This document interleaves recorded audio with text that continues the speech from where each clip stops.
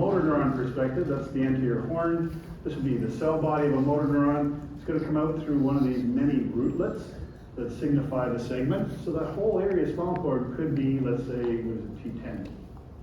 Okay, all these rootlets will be carrying neurons slightly lower down, but they're all going to come and combine into the anterior root, which joins up with the posterior root to form the spinal nerve. And that's where it exits through that intervertebral foramen, the gap that's created by the two notches coming together in the two vertebrae. As it exits, you get a tiny little branch that curls around posteriorly called the posterior ramus. That branch carries all the motor neurons that are going to go to your back muscles. We're going to talk about them next week. So it's tiny.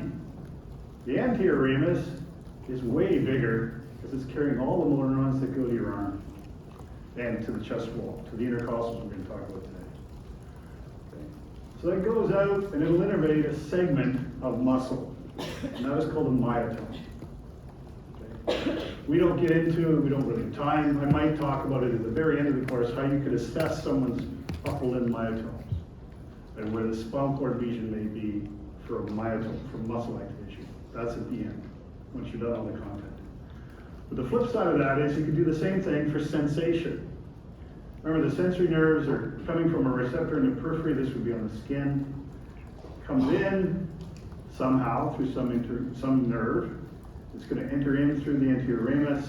Its cell body is actually outside the spinal cord. So these are called unipolar cells. I don't know if Tanya will talk about that in 131. She should.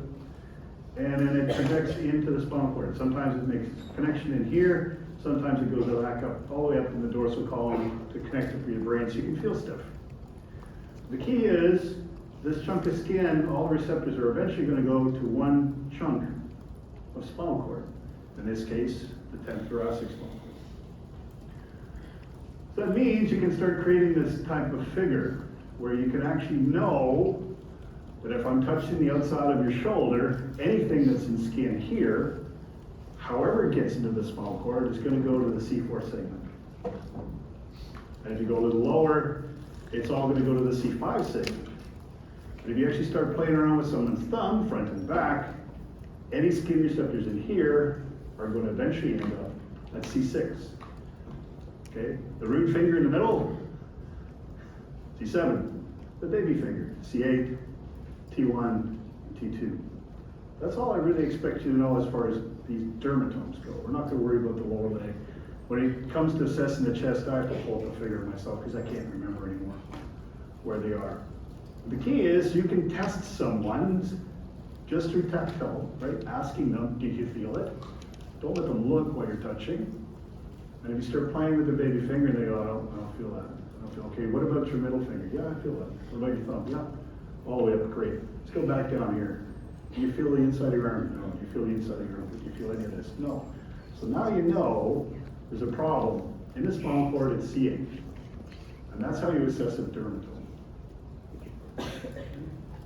When it comes to cutaneous innervation of the body, you don't need to know anything about the upper limb. Well, you need to know two nerves in the brachial plexus globally, except the hand. And I want you to know how the hand is innervated by peripheral nerves.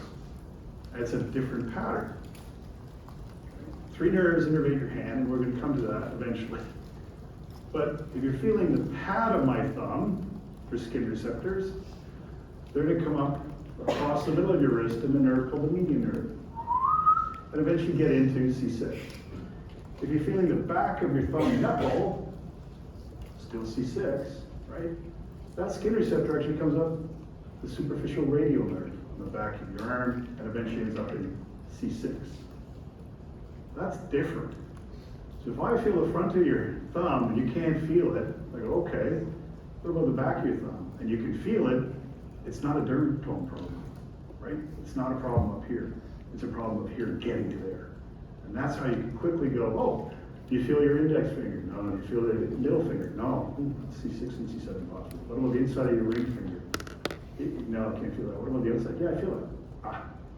Problems at the wrist. It's a peripheral nerve problem. And that's the difference between cutaneous innervation of the skin. You can see one finger once we cover the brachial plexus for the arm, it's a nightmare. That's why I don't want you to know what cutaneous nerve supply is here, just the hand, front and back. But the myotomes, very quickly, you feel it, you feel it, you feel it, you feel it, you feel it. You don't feel that. Oh, what about all this other stuff? Then you know what the spinal cord's been damaged. From a cutaneous point of view, that means the back part of the spinal cord. On its pregnant pause right there. You got it? Okay, keep thinking about it. The thorax, chest. Some key kind of landmarks. There's this superior thoracic aperture at the top. It's small, but very important things. Trachea, esophagus, blood supply to and from the arms, all that stuff come in and out of that hole. Okay. On the bottom is the inferior thoracic aperture. So basically that would be from this ridge here, where the sternum body joins the xiphoid process, all around the costal margin, which is the end of these ribs, right down to the 12th rib, the front of the lumbar body, or the thoracic body, and all the way around. So you can think of this as the inferior thoracic aperture. That area basically bounds the separation from inside the thorax, where the heart and lung are, and the abdomen, where all the visceral organs are. And they're separated by the diaphragm, and muscles we'll talk about today. So what are key landmarks? There's a thing called the pelvic girdle on one side. Here it's the clavicle and the scapula. That's where we're going to go. They've removed it on either side just to see things more clearly. You have 12 ribs. Wow. Some of you, given that there's about 200 people in here, some of you have 13. We'll come back to that.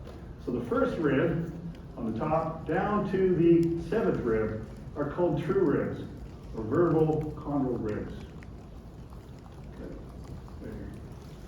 Vertebral sternal ribs, right, is what he called them. I call them true ribs. They're called true ribs because the rib attaches to the posterior aspect to a vertebra, curls around, and inserts into either the top of the sternum, called the manubrium, or the body of the sternum, here. And they all have a direct connection through the cartilage, okay, called the costal cartilage. So this cartilage takes the end of the rib and joins it to the sternum. So you have what was called costal cartilages, or all these ones down here form what's called a costal margin. And what makes these ribs different, so 10 to 8 to 10, is that they don't directly join up with the sternum. They instead have cartilages that connect up to the 7th cartilage.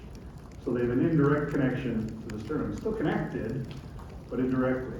It gives the lower ribs down here quite a bit of flexibility. That's why you have the cartilage in there. And you can press on your chest and you can feel it bounce. There's a bit of give. It's not the rib bones that are giving, it's the junction here with all the cartilage. Okay, so first seven are called true, the other 3 are called false. And there's 2, hard to see here, 11, and then at the back 12, which don't connect to anything. They don't connect to any kind of aspect of the sternum. In fact, laterally you can feel the 11th rib is about right mid-size. If you find your costal margin, you go down and you poke around, you find a bony kind of sore spot. If you push on it, it kind of hurts. That's where the 11th rib would be. The 12th is so buried in muscle you'll never find it, and it's very, very short. 12 ribs form the thoracic cage. Coming back to the sternum, again, we have the top part of the sternum is called the manubrium. It's kind of trapezoidal in shape. It articulates with the first rib, but it also articulates with the clavicle. So this would be the sternoclavicular joint. We'll spend a lot of time talking about that joint when we talk about the arm. The second rib curls around and it actually joins the manubrium and the body of the sternum, where they come together. And they come together at the sternal angle. The sternal angle of Louis. I don't know who Louis was, but he's the one who discovered it, I guess. And so there's a junction here. And in young people, there's a fibrocartilage in there and it's quite flexible. But if you look at your skeletons in the lab, the manubrium has a tilt to it, and the body of the sternum is more vertical. So there's an angle there. But if you find the top of the manubrium, called the jugular notch, it's easy to find, slide down, you'll find a big prominent bump. That's the angle. And in the lab, if you look, there's a slight difference in the actual angle of the tooth. This is more canted than this, it's more vertical. Lastly, we have the xiphoid process where it joins the body of the sternum. Again, in young people, this is primarily all cartilage in kids, the cartilage joint. In old people like me, sometimes the bones fuse. They become less flexible, a common trend. What else? I think that's it. If you look at the ribs, yes, sorry. On the last slide, there were like these two little kids, I guess you could say, like, at the very top, Down here? yeah, like below there, these two kind of. These? What are they? Transverse processes of L1. If only you just leaned over and asked you, right? But that's okay. It's good you asked that because I guarantee you so many people in here have no idea. No more. So, good question. Okay, so transverse process. So what you'll see, what you'll see when we get to these guys is a lot of them actually articulate with not only the vertebral body, but the transverse process. And we should go back in your mind and think about the ligaments we did when we were talking about the spine, because we talked about a few. But the actual typical rib, 3 to 9, they're called typical ribs. They all have the same kind of thing. I'm never going to ask you to tell me the difference between rib number 3 and 9. I guess I could give you all 12 ribs on one side and you'd be able to figure out roughly who's what. But that's not the question here. So a typical rib will have a head to it. And in fact, it'll have a little crest or a line in the middle of that head. It'll have a superior articular facet and an inferior articular facet. So that's 2. T1 and T2 usually have 1 facet, as do the lower ribs. So it's just 3 to 9 we're talking about here. They all have this characteristic. They also have a tubercle that has a sort of a rough, non-articular part where the ligaments attach, and a shiny part that's covered in hyaline cartilage. And that part of the tubercle is what attaches or contacts the transverse process of those ribs, of those thoracic vertebrae.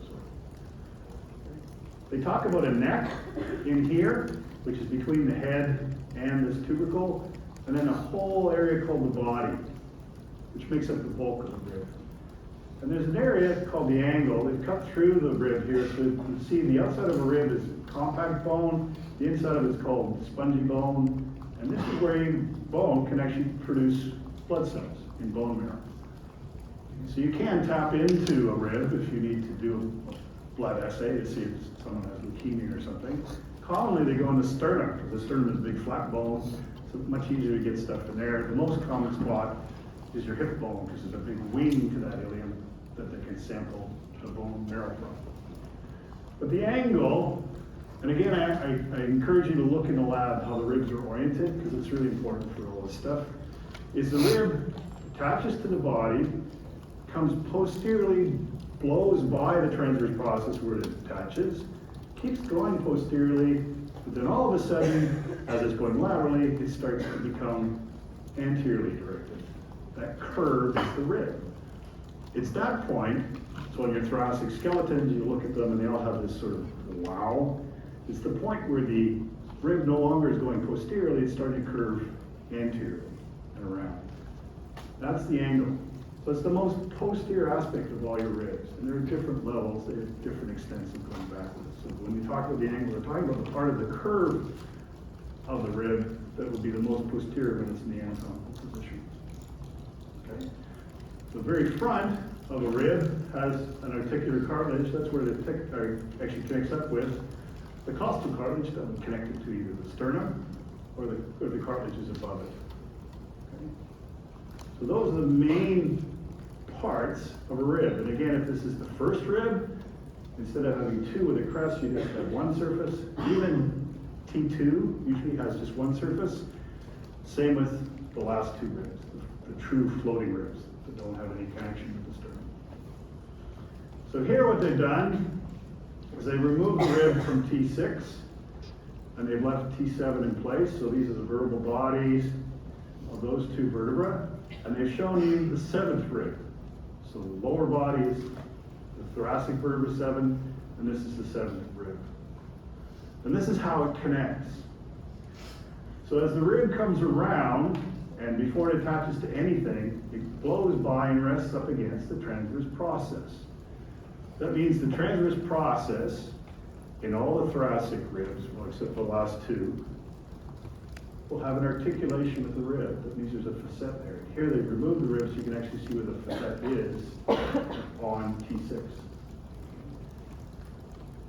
So as the rib comes by, there's a joint here, costotransverse joint. Involves the tubercle of the rib and the transverse process of the vertebra of the same level. Seventh rib, seventh vertebra transverse process. Capisce? As it carries on, remember the head had two facets and a crest in between it, or a ridge. What happens is, as it attaches to the vertebral bodies, the crest actually attaches to the intervertebral disc, rides up right up against the disc. The superior facet of the rib articulates with the inferior surface of the body above. And then the inferior articular demifacet from the rib of C7 articulates with the superior notch of T7. So it actually articulates with both bodies. And what they've done is, again, they've removed the sixth rib here to show you the rib would come in, it would articulate here, and part of it would articulate with this, the disc, and the lower facet of the one above, T5. So this is typical of all 3 to 9 ribs. They have two bodies to attach to, and the rib is named based on the transverse process it attaches to. Okay. When you get to C1 and C2, they only have one attachment, is to the vertebral body they belong to, and they curl around and attach just to the transverse process. So they will have articular tubercles and facets and stuff, but it's just that vertebral body. Okay. Does the naming go for all ribs? What do you mean?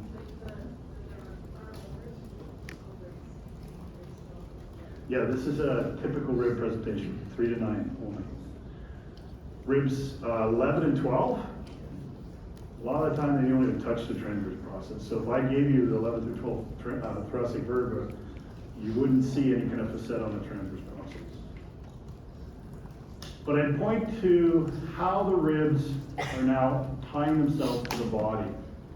And this is going to be very important to look at the orientation of the rib cage on the skeletons in the lab. The ribs are not like flat in a horizontal plane. They're tilted down. And as you go down in size, the ribs do what? They get longer, meaning that their margins move out laterally. So the rib cage is in the barrel, it's kind of dome shaped. Until you get to about 7, 8, or 9, I can't remember which one's wider. And then it kind of curls in again. But as the ribs go down, they go from being at an anterior-posterior slope. As you get down to about 8 ribs, they're kind of curling around and coming back up to join the sternum. So they have this kind of weird curl up shape to them. Until you finally get to the last two where they just kind of stick out into the muscle. So they're a very characteristic shape, and that's very important for respiration. That's how they articulate. So we look at the sternum, again, to review, the top little notch is called the jugular notch. Sometimes in the old text you hear it referred to as a sternal notch. It's a classic landmark. You can find it. If you go deep in there, just above the notch, it's pretty lethal. There's a lot of really important stuff in there, including the trachea. You can feel it on top. And deep to that, lots of blood vessels, lots of important nerves. So that dead place. Okay, so the jugular notch, easy landmark. There's a notch on the manubrium for the clavicle to attach to, and then the first rib attaches on either side. So this is the costal cartilage of the first rib. The manubrium is joined with the body. It's at that sternal angle of Louis. And then all along the body, there are little notches that take attachment from those costal cartilages from the remaining ribs, down to 7. And 7 actually attaches to the body of the sternum and to the xiphoid process, which is the last little bit of bone. There's a joint in here too. This is how the sternum is laid down. And if you notice, it's got these kind of ridges to it. And it's because in fetus, It's all a cartilage model. And what happens is I can't remember specifically, it's been like 30 years since I did embryology, but there are spots in each one of these parts of the bone that start to ossify once you're born. And it's like ice freezing. So they start in the core of the bone and then they grow out. And they eventually, all those bones start to fuse and you end up with a solid body. This is a sagittal view, and it's important because this view shows you the sternum, shows you the T-spine, and it gives you an idea of what levels are approximately going on. So you can actually realize, okay, if I'm playing around with the manubrium itself, or just below the sternal notch, I'm actually at the level of T3. So I can stand beside someone and go, there's the spine, that's T3. Okay, then you can go from there. The same down here, sternal junctions roughly around the body of T9. You find someone's sternal notch. On the side, you go, okay, there's your notch. Oh, there's the body. Remember? It's the body of T9, which means it's the spine of T8. The spine of T8 is going to be the thing you feel at the level of T9's body. Now you can landmark. Okay, and you can go from there for surface anatomy. So it's really handy to know those things. Okay. Rib cages. The way they're laid down, they're not fixed. There's a bit of mobility in here. Not a lot, but there's, just like the thoracic spine, there's a bit of mobility at each level. The first rib is big and flat, and primarily forms a roof over top of the lungs rather than protecting the outside of them. Okay, and some muscles attached to that first rib. So it's right at the top. And then as you come down, they get progressively longer and wider, until eventually you get to the lower margin of the costal cartilages where they come up and join. So again, look at the shape of how the ribs are laid down. In 11 and 12 are more into muscle. So on inspiration, when you take a deep breath, rib cage moves. You take a deep blowout, rib cage moves. Okay, so it expands. On inspiration, it actually gets wider and deeper. On forced expiration, it gets narrower in both directions. And they like it to, the movement of the ribs are like two things. The lower ones are like a bucket handle. So if you take a lower rib, it's kind of got this orientation to it before it attaches to the sternum. If you look at the distance between my elbows, that's the sort of cross section of the thoracic area, right? When you take a deep breath, the lower ribs come up. That means the cross-sectional area just dramatically increased between my elbows. Okay. Higher end ribs, the ones that are primarily attaching to the top of the manubrium and the sternum, they function more like a pump handle or a pendulum. So when you take a deep breath and you feel the sternal lui, first thing that happens is the sternum starts to roll out. And now the cross-sectional direction in an anterior-posterior direction has dramatically increased in the top part of your lung. Okay. So why worry about this? What you're trying to do is create a massive negative pressure to suck air into your lungs. And that's one mechanism of doing it. Movement of the rib cage allows you to very quickly increase the volume of inside the chest area, bringing air in, and as soon as you force expiration, you're closing down the thorax and you're pushing air out. Okay. So it's one mechanism for breathing. So this is a figure from Moore, so we're showing you the whole shoot match, and instead of a pump handle, he's gone to an interesting clock model for a pendulum, but it's the same idea. As you breathe, the xiphy-sternal junction will come out and pivot actually around the sternal angle. And the first rib will bring the manubrium up, and you get this whole increase in the top part of your lung in an AP direction. Isn't that cool? Yep.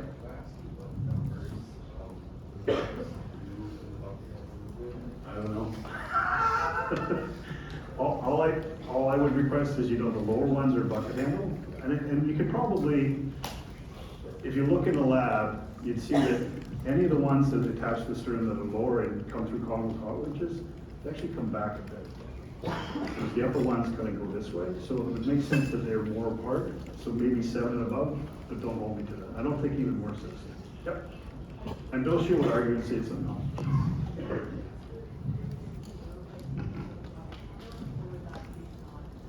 Well, you could say that's, I think, yeah, you can call it the bucket handle and the pump handle or pendulum or whatever he refers to them. But they'll get the keys, we'll get that.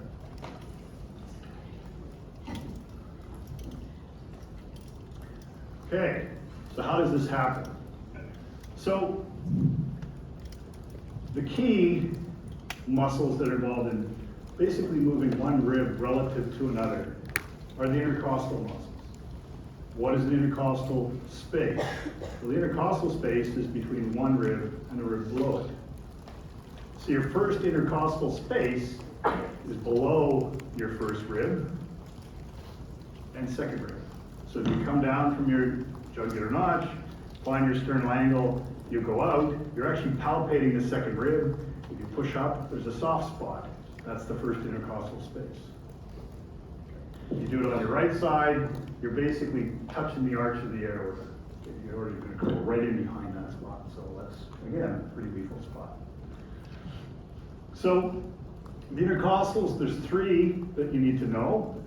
The most outer ones are called the external intercostals, the most outer ones. So whenever you have ribs, the next time, beef or pork, and you're just salivating, just remember what you're eating, okay? Because the outer part of the rib, the first thing you're going to come across is a muscle called external intercostal. And they run just between the ribs. So there's going to be how many spaces? 11. 11 intercostal spaces. There's going to be 11 layers of external intercostal muscles, all the way down, including T11 and T12. There will be little muscle fibers running in between those two. They're called the external intercostals. Their angle, it's hard to see from here, is they run inferior and anterior. So they run at an angle. Okay. They start right at the back, right off the vertebral bodies. So they're right in the very back, and they curl all the way around what's called the mid-clavicular line. Think of your clavicle, you draw a line right down, it's just inside of the nipple.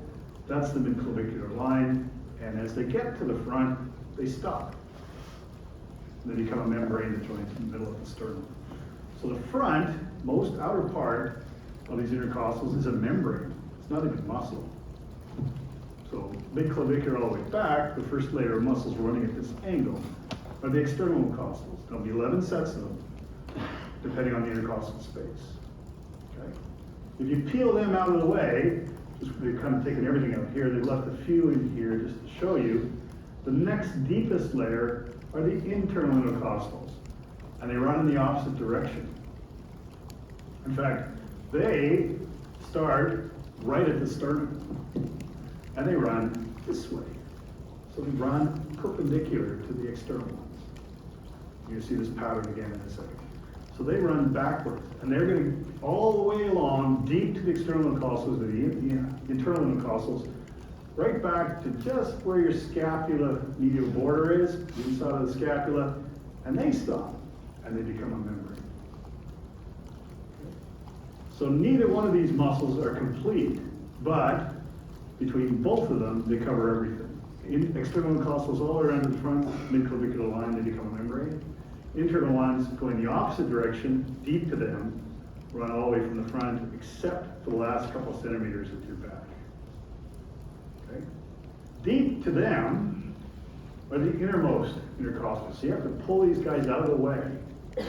But they also still run from rib to rib. So the inferior border of one rib down to the superior border of the next rib. And they run in the same line and direction as the internal ones. The difference is they're incomplete on the posterior surface and the anterior surface. So the innermost intercostals only function on the innermost lateral part of your ribs. They don't have it. There's none here in the front, there's none on the back. They're just on the sides. But they also have that same orientation. They'll go 90 degrees, basically, orthogonal to the external ones. These guys, highly debated on what they really do. It doesn't matter. They run from one rib to the next at an angle. If they contract, what are they going to do? If the top rib is fixed, they're going to raise the bottom rib. If the bottom rib is fixed, they're going to pull down on the top rib, right? So I don't care if you know origin, insertion, proximal distal attachments for these, just roughly where they're located and how they would pull. Even more, it gets kind of dicey about whether they're involved in expiration, inspiration, or what.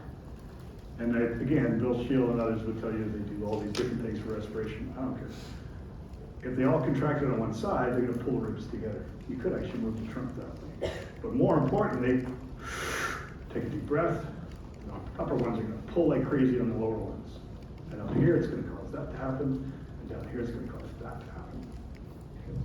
So they're the main ones you need to know. There are a bunch of little ones that aren't that important. Little ones that I never even saw these until the dissection a couple years ago over in the anatomy lab here where they've actually dissected these out. They're very paper thin. They're called transverse thoracis. There's 4 here that have a star on them. They're hard to see, but in your book you'll be able to see 4 little strips of muscle on the inside of the innermost intercostals. The 2 I think are important just to remember is there's a thing called the stratus posterior superior and stratus posterior inferior. So the first thing you should think, okay, one's higher than the other, that makes sense, superior, inferior. There's this posterior label, meaning they're back, and serratus, or sawtooth, so they look like a sawtooth. It also implies there's probably going to be some kind of a anterior, and that's a big muscle we talk about with movement of the arm, the stratus anterior. These 2, again, took me a long time. Just dissecting on my own, I always used to flash them and go right through them and not know they were there. They're so thin. So I saw a great dissection by one of the techs here, where she teased all these little guys out. And they're so thin, they probably don't do a whole lot with regards to even pulling down on these ribs or raising those ribs. But they're loaded with muscle receptors that like muscle length, register muscle length. So the newest theory, probably hatched about 10 years ago, is that they're probably important in knowing the state of your ribs and how long and short the muscles are around them. So they're giving you sensory information more than they are than functioning of the motor. So I don't care if you know the transversus, subcostals, or even these 2. Then we'll come back to this little funny muscle here because it's also a back muscle. But if you do a cross section, and I guess that's what 1, 2, 3, 4, just below the 4th rib, and then you look down, you can sort of start to see some things that we just discussed. First, posteriorly, you can see the muscle of the external oblique as it curls around, and then all of a sudden around here, it becomes a membrane of the external, sort of not oblique, external intercostal. Okay? There's the external intercostal, then it becomes a membrane. On the inside, you have the internal intercostal muscle here, curls around, becomes a membrane right there. And lastly, the innermost intercostals are here on the inside. Okay, so the 3 muscles you really know. They put a few other things in here, not important. Blood supply, not important. Nerve supply, not important. But something you should see, spinal cord, anterior root, posterior root, spinal nerve. Oh, there goes the posterior ramus to supply the back muscles you're going to learn about, or the anterior ramus. And it's going to come along here and become an intercostal nerve. So the nerve supply for these external, internal, and innermost intercostals actually come out from the spinal cord at that level and then run primarily right in the groove of the rib. Remember there's that groove on the bottom, the knife edge of each rib? That's where these things run. They're still protected by the rib on the inside. And actually run between the internal intercostal and the innermost intercostal. They run within that muscle. So again, next time you get some ribs, have a look. You'll probably find the veins and arteries, nerves. That's really what you need to know this way. All this other stuff, it's arteries and stuff, it's not important. Well, it's important, but not for this course. Okay. Big muscle, diaphragm. Attaches at the front to basically the inside of your xiphoid process. To a certain extent, up part of the posterior aspect of the sternum, not a lot. All the way along the costal margin, the lower parts of those ribs and costal collages, all the way along the ribs, to eventually also attach to the lower parts of the lumbar vertebra on the front. So quite an extensive attachment. The first thing you should notice is the diaphragm is quite domed. It's concave and convex. Concave on the top, convex on the bottom.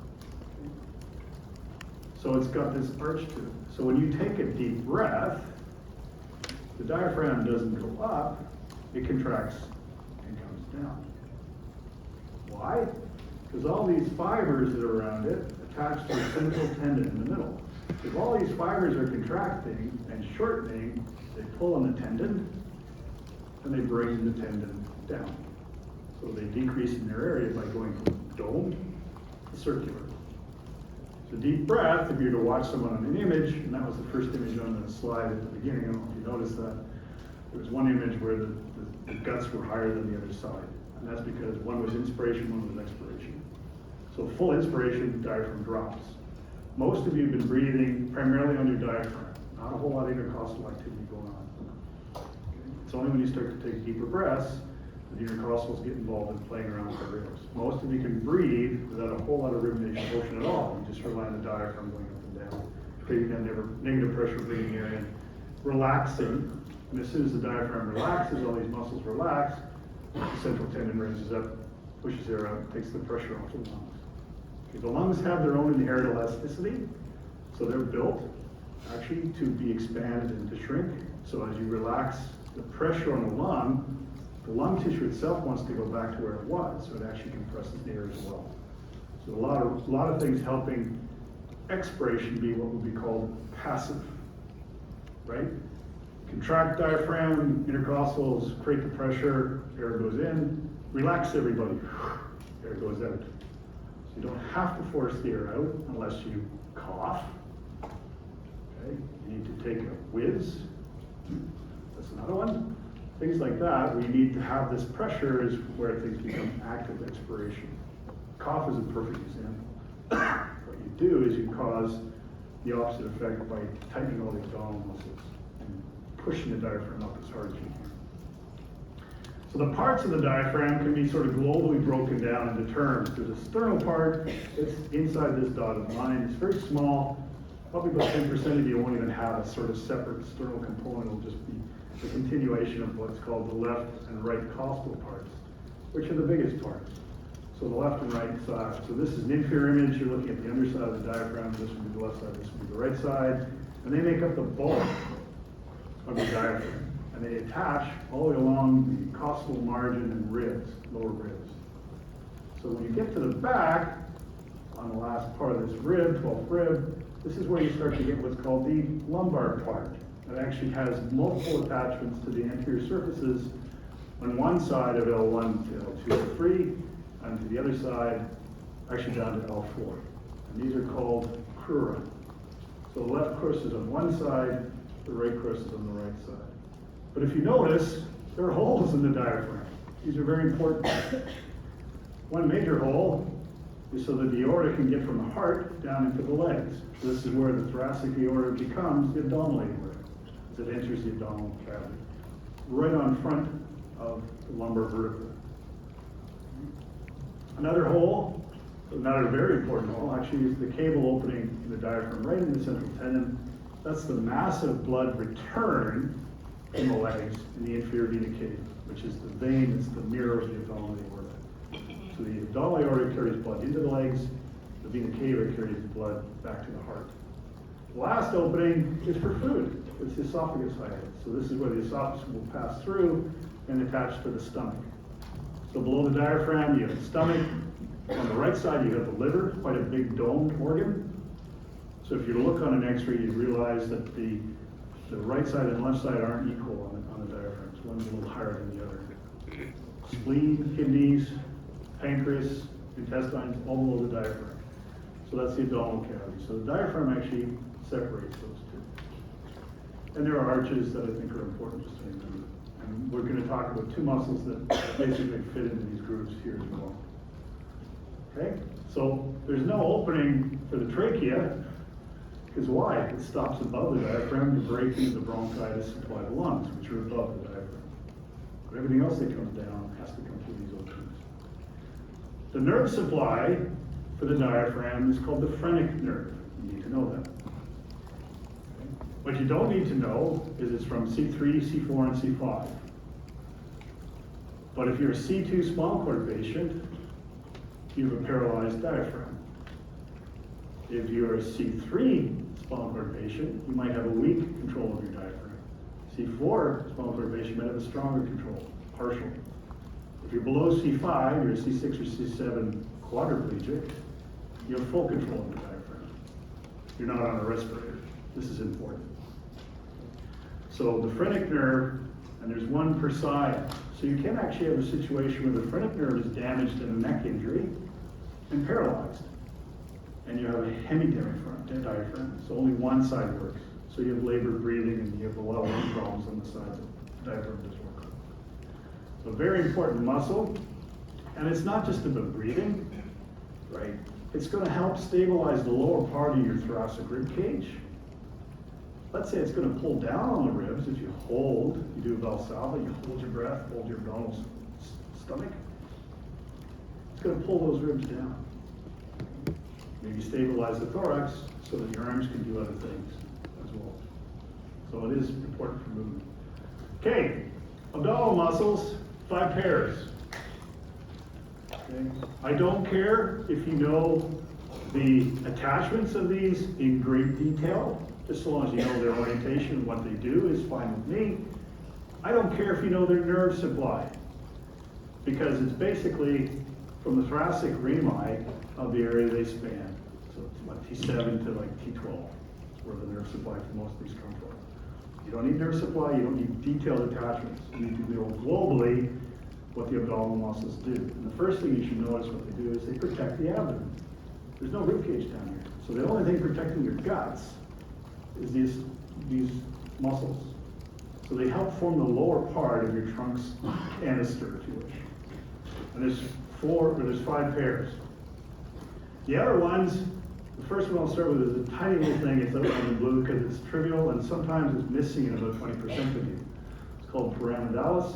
It's a tiny little muscle right on the front. There'll be one on either side, and it takes its attachment from the front of the pubic bone, and it runs up and it attaches to a very thick connective tissue right in the middle of your stomach. And this is called the linea alba, and it's incredibly thick connective tissue. You'll see what I mean in a second. So there's one on either side. It's kind of trivial, but if you think of what it would do, it would sort of help with flexion of the trunk if it was bilaterally activated. Rectus abdominis on each side is actually usually 4 separate little muscle bits that are joined by tendons in between, or tendinous insertion. The proximal part, 1, attaches to the lower costal cartilages, usually 5, 6, and 7, and the sternum. And then there's a tendon in between and another component, and then a tendon in between and another component. And your umbilicus is usually the last of these tendinous insertions, your belly button. And then there's the last bit of muscle that comes down and attaches to the pubis. So these 4 parts are all innervated in a way that they usually come on at the same time. And if you activate them bilaterally, it's obviously designed to flex the trunk. A sit-up, if you wish. Okay. Dead center flexion. On the outside, on this side, is a muscle called external oblique. And if you look at the line of the fibers, something interesting here, right? It's like you're putting your hands in your pockets. It's exactly the same line as the external costals were when you had ribs in the way. It's like you've given up the ribs and now we've fused all the muscle in the abdominal region. And so you have external oblique. Comes around, and as again it gets to the midclavicular line, it loses the muscle fibers and becomes this big connective tissue band.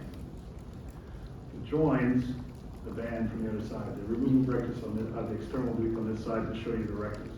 So there'll be another one over here, and they join in the midline of this linea alba. On this side, what they've done is they've taken the external oblique out of the way, and they've shown you internal oblique. And lo and behold, if you look at the muscle fibers, they're going to run perpendicular to the external oblique, just like the internal costals did when there were ribs in the way.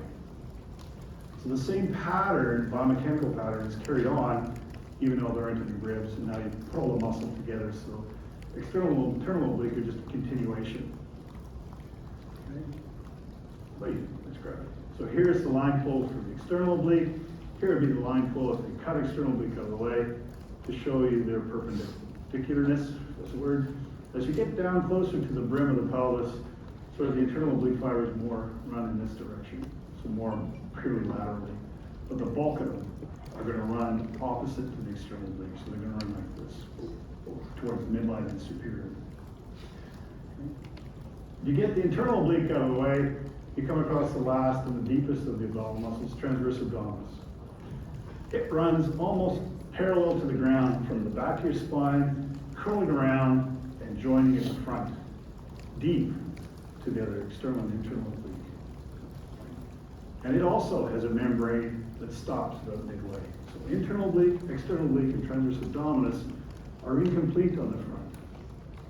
Well, that's good, because what do you have on the front? Rectus abdominis right down the middle. So you do have a complete muscular wall. It's just, there's only one muscle right at the midline at the front, rectus abdominis. There's 3 layers on the outside. Okay. And these are your core muscles. This is a figure from Moore, showing everything we just discussed. In cross section, something really, really important happens to form what's called the rectus sheath. The rectus sheath is that connective tissue that actually surrounds and supports the rectus abdominis on each of its 4 parts. And what it is, it's comprised of those membranes of the external oblique, the internal oblique, and transverse abdominis. As they come around, they have this connective fascia that engulfs the rectus abdominis. Again, making this whole system very, very solid and strong. So in a cross section, high up, above what's called the arcuate line, so above there, this line would be just below the belly button. So this is the level of your belly button. So just below that, something funny happens, but above that is this cross section. What you notice is, here's the external oblique, internal oblique, and transverse abdominis. The lines are colored as their continuation, their membranes, that contribute to the rectus sheath. So that means the external oblique's membrane passes in front of the rectus abdominis. The transverse abdominis sheath passes behind the rectus abdominis, and the internal oblique's fascia splits. The posterior part goes behind, the anterior part goes in front. So you've got this whole membrane thing coming around, separating and surrounding the rectus abdominis. This is how you get core stabilization. You weakly contract all these guys, you've got a rigid lower trunk. Because the transverse abdominis attaches to the spine really well, as do the other 2, you now actually have really good control of lower thoracic and lumbar spine. They're your weight belt. When you go into a gym and you want to stabilize your spine and use a big weight belt, that's your biological weight belt right there. That's why you train core for all sports you do. Below this line, what happens is all this fascia that surrounds these 3 key muscles now passes, unfortunately, in front of the rectus. So there's no fascia below, but halfway between your belly button and the pubis is where rectus sort of is left on its own between that and the abdomen. It's got all this other fascia in front of it. So as a surgeon, that's about roughly where you would do a bikini cut if you're going to do a cesarean on someone. Okay, that would be the perfect spot. So it shifts in the lower region. It also means that the lower part of the abdominal wall is kind of weak in here. And again, hernias came up before, but hernias are pockets in this membrane that occur where things can pop out and get hurt. Okay, so we don't do abdominal stuff too much in here. So you just need to know that this is an important thing, this fascia as it surrounds it. The last neat thing, I think, is that the external oblique joins up with the internal oblique fibers on the other side, and the transverse abdominis joins up with the internal oblique on the other side. Why? Well, think about it. This is external oblique on the right side, right? It's functioning like this. This is internal oblique on the other side, same plane. So when you activate them together, you flex and you rotate. Sweet. You activate everybody, you flex. But when you do those curls, when you're sitting up, you're activating the right external oblique, the left internal oblique. The other way it's these 2. When they run that way, not only do the fibers run that way, but they switch the connective tissue in the midline to trap that effect. So it's almost like you've got 2 muscles that are linked by their tendon in the middle that surround the rectus. Isn't that sweet? Remember that the next time you're on your 30th crunch or your 30th rotation. I know what I'm doing, I really know what I'm doing. So those are the ribs. Again, when you get back in the lab next week, look at the orientation of the ribs and sort of think, oh, okay, I got it. You know, understand. So remember, if your lab's next Friday, you don't have a lab next Friday, you don't have a class next Friday, so come to the lab earlier in the week. Thank you.